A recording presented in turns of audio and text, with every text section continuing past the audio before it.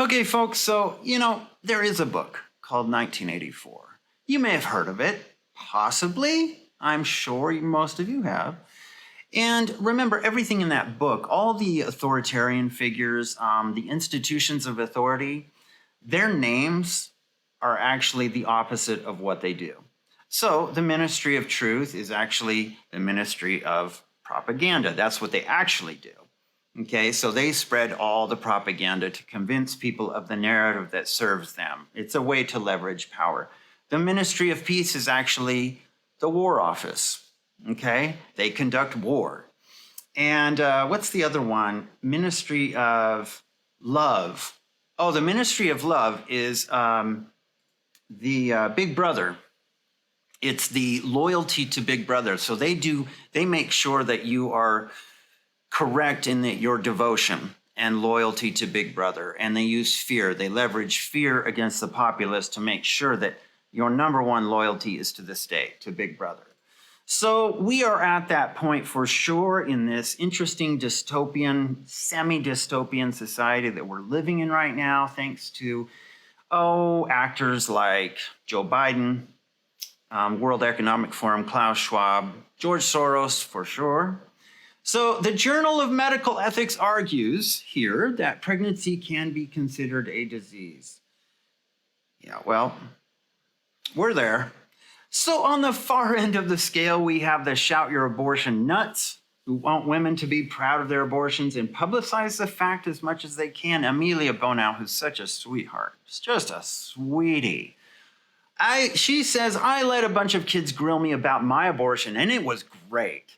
Shout Your Abortion. Hashtag Shout Your Abortion. We'll be releasing a children's book about abortion in 2020. I can't wait to buy that for my kids. I can't wait. Man, as soon as my kids start reading, I'm going to be like, I've got a great book, Shout Your Abortion.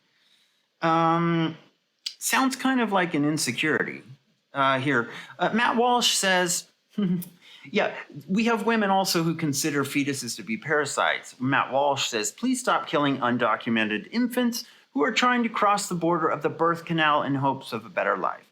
Every undocumented infant deserves a chance at the American dream. Julie Montoya, who seems angry and almost looks like a guy. She looks like Joe Walsh, actually. Spoken like a true idiot who has never experienced a parasite growing inside of him, literally eating him from the inside out, and which, if he survives the experience, will cost him thousands of pounds over the next quarter of a century or so. Okay, well, and then we have people like Vice President Kamala Harris, not my vice president, but somebody's. She is on a nationwide tour to promote abortion rights, which she prefers to call reproductive care or women's health care. Bingo, 1984 right there. If you call something, give title something, give a name to an institution, an idea, an ideology, make sure it sounds nice. Reproductive care is an interesting way to put this because it certainly doesn't seem to be very caring about the child. And even here in Twitchy they say, we're not doctors, but how is killing a viable fetus healthcare? It doesn't cure the woman of anything, and it's certainly not healthcare for the baby. This one we think we've heard it all. The ironically titled Journal of Medical Ethics. Again, think of Ministry of Truth. It is the opposite. That's the era that we're living in. The dystopia is that everything you are told by these propagandists is the opposite of the headline. So Journal of Medical Ethics, why is it the people who profess to be ethical are the least ethical people on the face of the earth? I don't know. They published this piece asking if pregnancy is a disease. We thought pregnancy was just the body doing what it's supposed to, but I guess we were wrong. Is pregnancy a disease? A normative approach. Here it is right here. Yep, this is their article, I suspect funded by the likes of Bill Gates, World Economic Forum, World Health Organization, and probably funneled through some NGO with an obscure name so that we can't tell who it came from really. But yes, so Anna Smajor and Una Rasmussen, who are from Oslo, Norway. I'm Scandinavian, and why is it always the Scandinavians that are pushing this bullshit? I'll be honest, I can say that about my own people. So yeah, I'm going to diss on them for sure here. I just don't get it. Now I know why my grandparents left Scandinavia. Anyway, it is beautiful though. In this paper, we identify some key features of what makes something a disease. Okay, watch how they do this. Watch how they try to blur the lines of science, and then they throw in the propaganda by posing questions. You can see how they're sneaking this in there. Most likely this is to get future legislation on something. Okay, so we identify some features of what makes something a disease and consider whether these apply to pregnancy. We argue that there are some compelling grounds for regarding pregnancy as a disease. Like a disease, pregnancy affects the health of the pregnant person, causing a range of symptoms from discomfort to death. Like a disease, pregnancy can be treated medically. Like a disease, pregnancy is caused by a pathogen, an external organism invading the host body. Like a disease, the risk of getting pregnant can be reduced by using prophylactic measures. We address the question of whether the normality of pregnancy, its current necessity for human survival, or the value often attached to it, are reasons to reject the view that pregnancy is a disease. We point out that applying theories of disease to the case of pregnancy can in many cases illuminate inconsistencies and problems within these theories. Finally, we show that it is difficult to find one theory of a disease that captures all paradigm cases of the disease. Okay, that's enough. Oh my lord, okay, we got it. Okay, so the key phrase here is the normality of pregnancy, its current necessity for human survival, or the value often attached to it are reasons to reject the view that pregnancy is a disease. So they're floating up the balloon just like they do, like in USA Today. Once every about 6 months, USA Today will put out an article that says, well, maybe love is just love, scientists say. We always followed it up with that, so you go, oh, well. Authority figures are saying this. Experts are saying this. Well, it must have some reality. It must be true. No, it's delusion propagated by shills like Bill Gates, Klaus Schwab, George Soros. Okay, unethical creeps that are also eugenics. Huge fans of eugenics. So, yeah, that's where we are. Wow. And of course, the comments are great because the comments are instantly reality here. The Foo says no, now you can delete this garbage. Imagine thinking a normal human process is a disease. Are you serious? Like seriously, are you really trying to claim a natural biological process that is necessary for propagation of life is a disease? Yes. When I see a pregnant deer out there or a bear walking around who's pregnant, I'm like, oh, that poor bear, that's a disease. That's so sad. That's so sad. And then little bears pop out, and you're like, that is even worse. I can't believe those little parasites. Man. You know? Are you serious? Let's see. Oh, is this a joke? Well, no. No, this comes from the Ministry of Truth. This is propaganda. This is not science, folks. Okay, short answer, no. Long answer, no, it's not.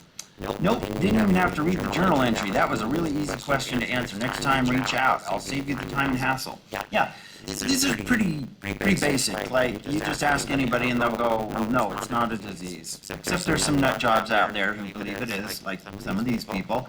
But you can tell that what we're getting at here is something where they are committing to something that is funded by money mostly. It's not a belief system. It's not even science. It's just simply taking very general concepts like, well, it could be everything from discomfort to death.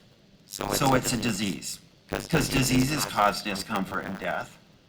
They cover that whole spectrum. Therefore, maybe it's a disease. Maybe it's a disease. And I'm like, wait, discomfort and death. That is such a broad spectrum, but that's how they're framing it. Remember, how they're framing it is in that context. So they're trying to convince you, oh, maybe it is a disease. Well, that covers everything. That's like saying, well, because, people breathe air, air is a disease.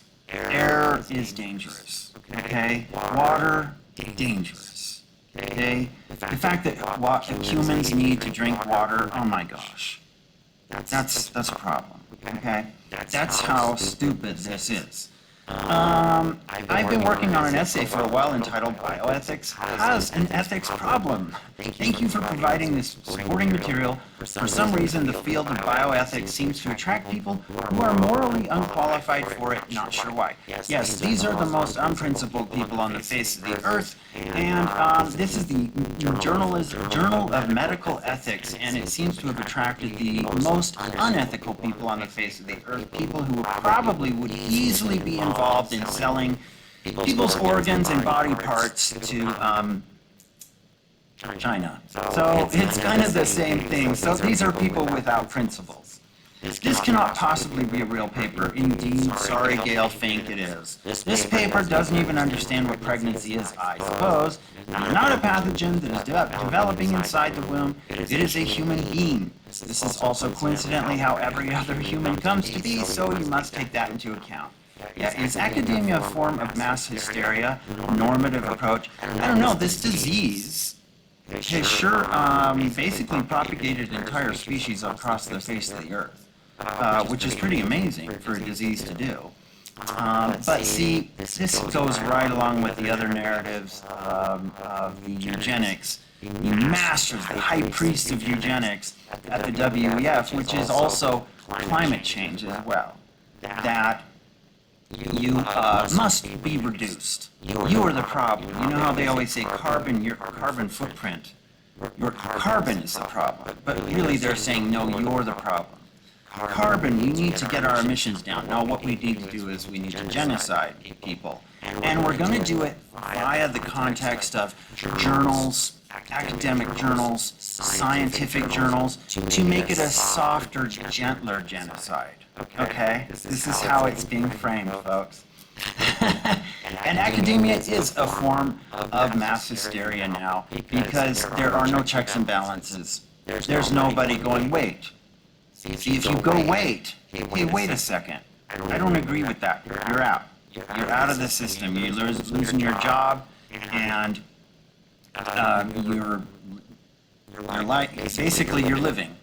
You're losing all that in academia. So academia does not put up with any dissent. Okay, this is why we're entering into cult territory there, because then we closed off critical thinking completely, and now we're into hive mind thinking. Pregnancy is not a disease and children aren't parasitic. Stop trying to dehumanize children and suggest that women's reproductive abilities are flawed. What a great way to normalize abortion. Dehumanize the pregnancy process and call a baby disease. Science, academia. You can run through an impressive list of disasters brought about by people with very high IQs, said Thomas Sowell. Yep, I love Thomas Sowell. He's right. These are people who supposedly have high IQs but lacked principle, character, and wisdom. That's the difference between a wise person and everybody else. You can have a high IQ, but you can be a genocidal maniac at the same time. This is a real study. As people have said above, people will do anything to dehumanize the unborn, so there's no moral question about rewarding them. It's just healthcare. So this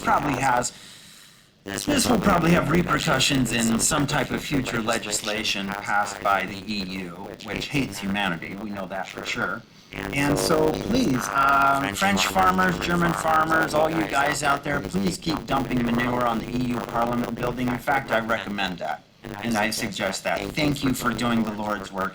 Anyway, thought I'd mention that. Have fun with that one, folks. So talk to you later. Bye.